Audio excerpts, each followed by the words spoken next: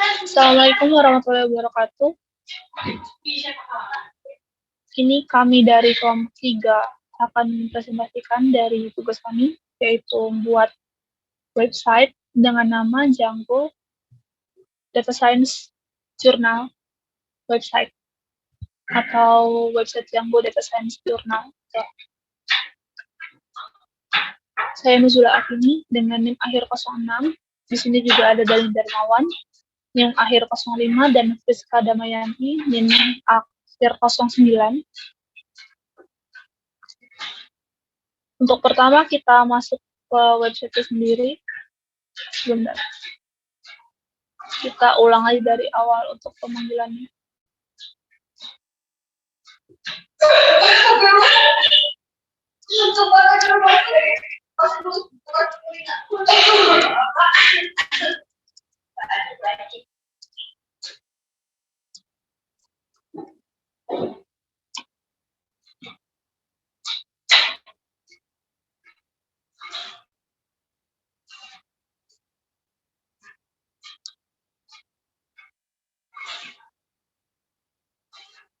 Film.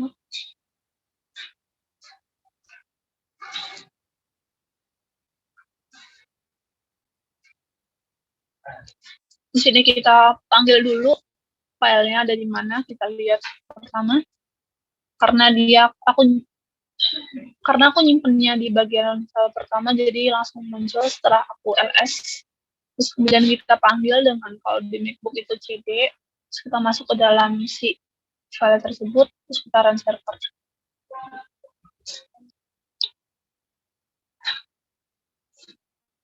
Ini kalau misalnya salah nulis, kita restart, kita muncul lagi. Adalah website kita, yaitu website Data Science Journal. Di sini kita punya 3 room atau 3 aktivitas, 3 model yang kita buat. Yang pertama adalah topik, yang kedua itu adalah model room, yang ketiga adalah model aktivitas atau hal yang kita lakuin. Dari setiap model itu kita pasti memanggil dari si navbar atau header ini. Bagian ini disebut sebagai navbar yang berfungsi juga sebagai header. Header akan selalu muncul walaupun sedang membuka bagian lain, seperti contohnya saat membuka topik. Bagian header tetap muncul pada tampilan web. Selanjutnya adalah topik. Isi pada topik sesuai dengan yang telah didaftarkan pada admin.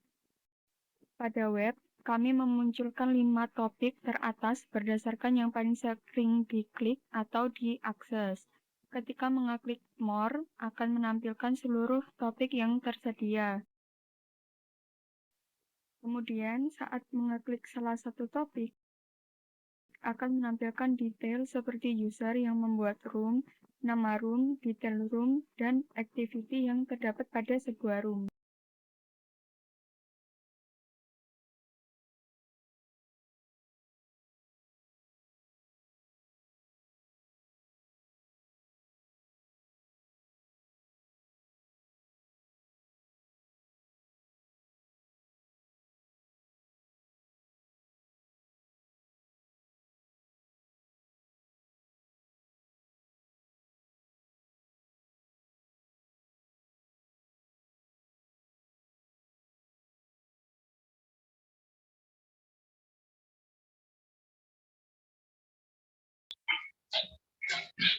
Mungkin tidak perlu dicontohkan, saya langsung lanjutkan.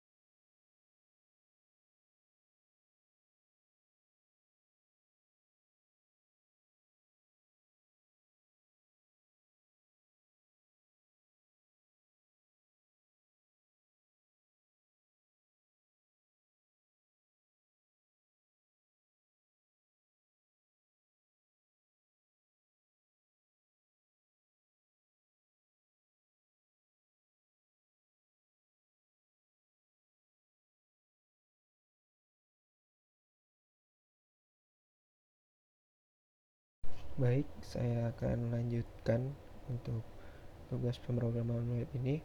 Yang pertama, saya akan coba masuk ke akun Nuzula atau Yola.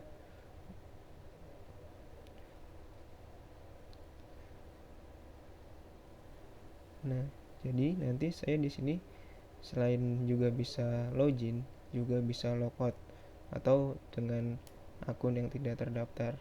Nah, bila mana nanti belum mempunyai akun, bisa didaftarkan terlebih dahulu.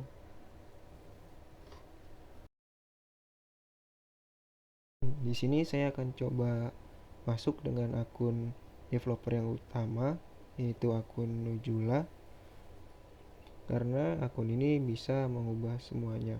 Nah, ini log yang pertama ini atau kolom yang pertama ini adalah daftar mata kuliah atau daftar-daftar yang ada di sheet atau kolom kedua ini.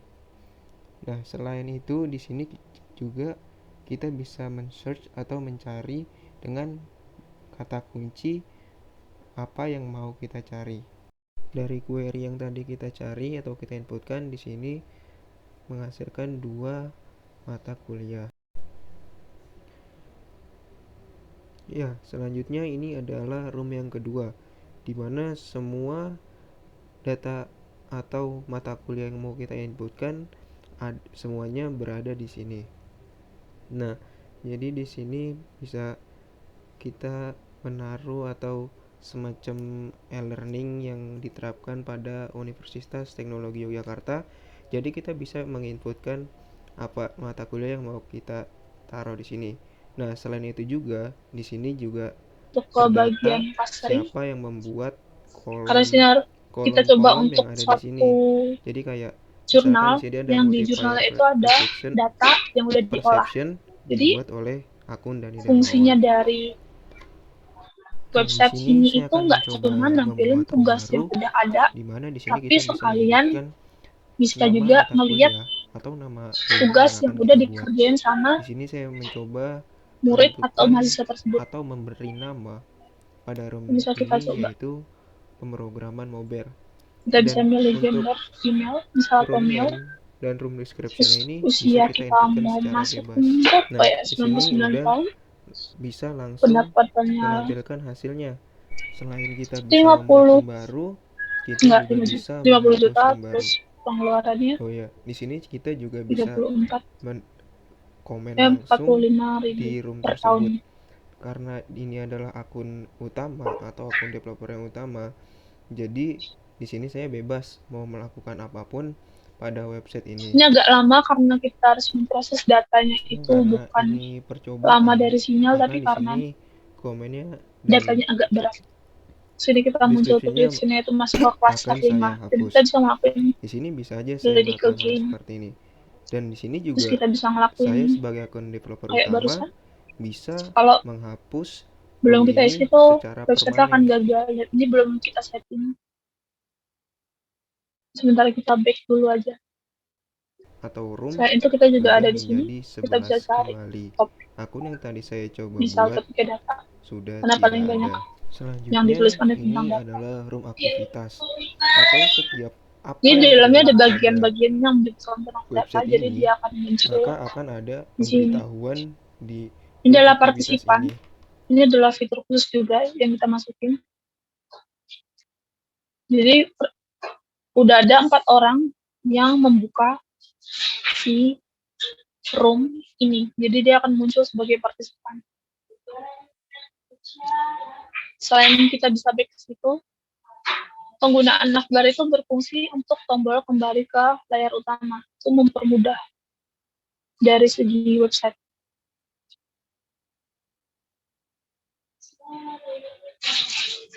Selain itu, kita juga bisa melihat atau ngelokot,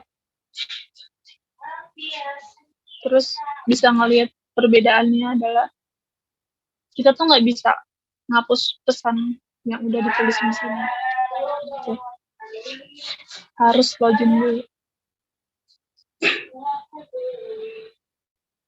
Dan terus ini kita juga bisa ngeliat profile dari si penulis. Kita juga bisa edit profile. Kita bisa masukin email address, username kita update. Terus kita juga bisa ngeliat, oh ternyata si penulis ini udah nulis berapa banyak. Ini untuk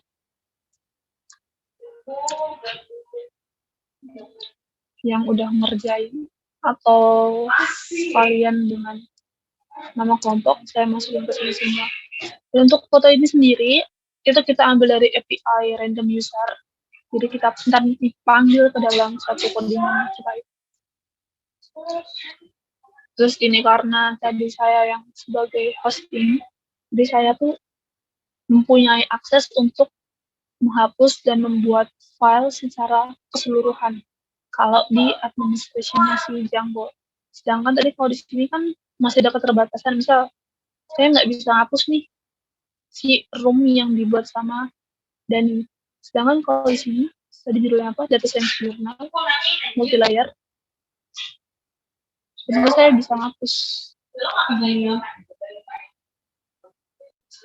mana yang multi-layer? Oh, ini. Saya tuh bisa hapus di sini karena sebagai izin akses host. Itu juga ada cara buatnya sendiri. Dan untuk setiap catatan, jangan lupa kalau kita ngebuat website, itu kan kita pasti membuat satu tampilan yang akan kita tampilkan di views atau di tampilan website itu sendiri. Itu kan pasti kita daftarin ke dalam file views.py. Jadi jangan lupa untuk selalu kita hubungkan dengan file url.py. Dan itu kalau hanya dihubungkan aja, itu nggak akan bisa untuk kita running. Kita harus melakukan satu proses, yaitu Python make migration. Ini fungsinya hampir sama kayak Python -p.migrate. Tapi karena kalau migrate itu udah kebuat otomatis, jadi dia tuh udah melalui si proses make migration ini. Jadi kita nggak perlu buat migration lagi. Dan kita buat file juga dari terminal atau dari command prompt. Sedangkan kalau kita buat manual dari VS Code, kita harus selalu sedikit-sedikit untuk membuat si make migration. Ini karena udah nggak ada, jadi no change detect.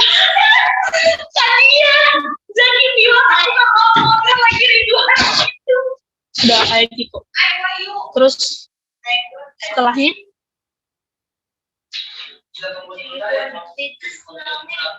kalau ada modul-modul yang belum terdaftar atau belum kalian download, selama kalian download itu Django, kan pasti ada perubahan versi atau lisensi atau apapun itu dari modul-modul Django yang kalian pakai dalam website. Jadi kayak Django Framework atau Django Course Header. Terus ada lagi kalau masukin prediction itu harus ada si bagian modul PIP sketchy turn kayak gitu.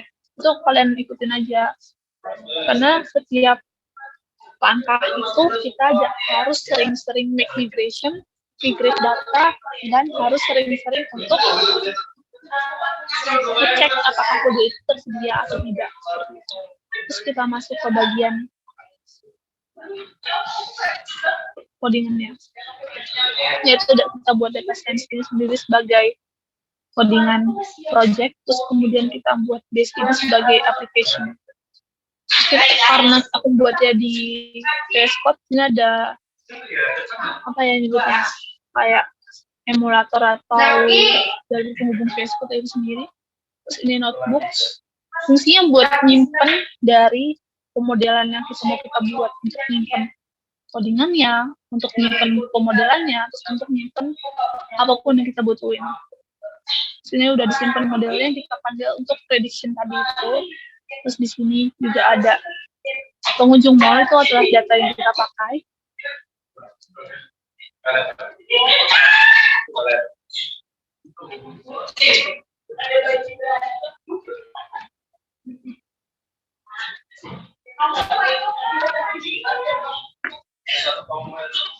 agak lama. Jadi walaupun di sini kita udah install, tapi beberapa part kalau kita mau panggil modul tersebut ke dalam apa sih yang namanya ke dalam suatu website itu pasti ada yang belum ke install otomatis. Jadi tetap harus di-upgrade. Makanya kadang-kadang perlu adanya upgrade modul dalam setiap penggunaan file baru. Ini mohon maaf untuk website sendiri belum selesai. Jadi saya udah buat visualisasi tapi belum bisa saya masukin ke dalam hasil websitenya. Baru on progress.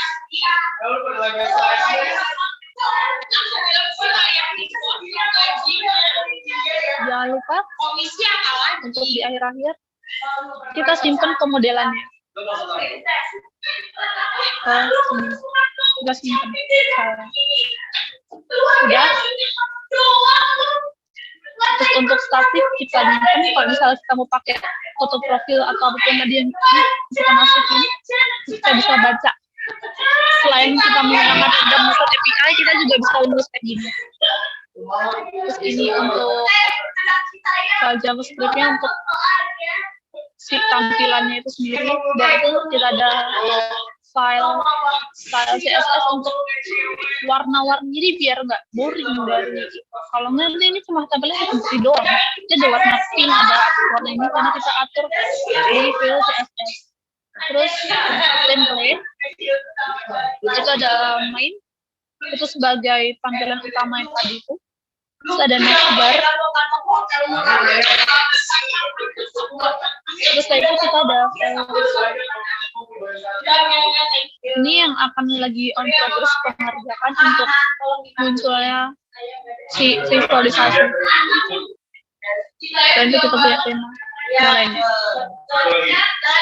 Fokus kita adalah di aplikasi itu sendiri. Jadi intinya setiap yang kita daftarin di dev atau di views, devnya itu harus kita panggil di URL.